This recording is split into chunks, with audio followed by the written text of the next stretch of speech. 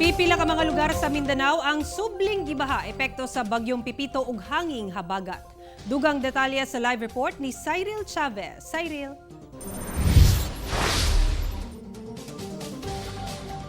Yasara daghan ang natanggong human nga gibaha ang pipila ka lugar sa Cagayan de Oro City, samtang Samlang, Cotabato Province at taliwala sa baha ug pag-ulan. Giani gihapon sa mga mag-uuma ang ilahang mga humay. Sa kuha sa netizen atol sa kusog nga ulan nga nasinati kagahapong adlaw sa Cagayan de Oro City, makita kining usa ka motorsiklo nga nahulog sa manhole sa Kauswagan Highway. Posibleng wala kuno nabantayan sa motorista ang maong manhole tungod sa taas nga tubig baha. Hinoon, anaa sa luwas nga kahimtang ang rider ug nakuha ra ang motor sa wala madugay. Samtang sa Villarin Street sa Barangay Carmen, daw nabalhin ang sapa sa tunga sa dalan tungod sa kakusog sa tubig baha. Gani, wala dayon nakatabok ang mga residente tungod sa bulog sa tubig. Paspasab nga miresponde ang CDRRMD ngadto sa SM Bypass Road sa Upper Carmen, human nga dunay punuan nga natumba. Maayo na lamang kay walay residente nga naangol sa maong insidente.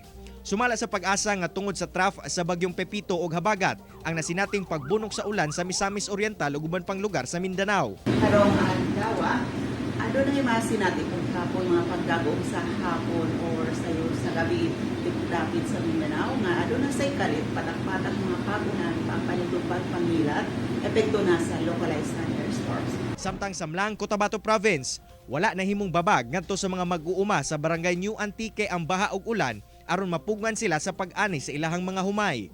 Bisan taas na ang level sa tubig sa basakan, pugsanon gayud silang misulong aron dili masayang ang mga humay.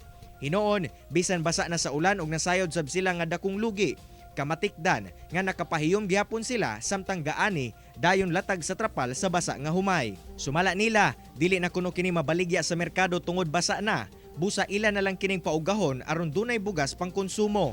Sa lungsod Samlang, analang sa 12 pesos matag kilo ang palit sa humay kung itandi kaniadto sa 21 pesos kada kilo. Nakadugang gayod sa pagkalugi sa mga mag-uuma ang pagdaot-daot sa panahon.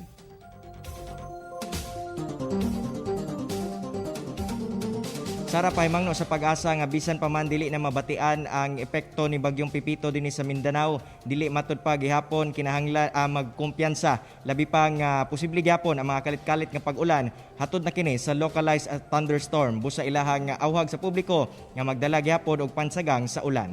Sara. Okay, dagang salamat, Cyril Chavez.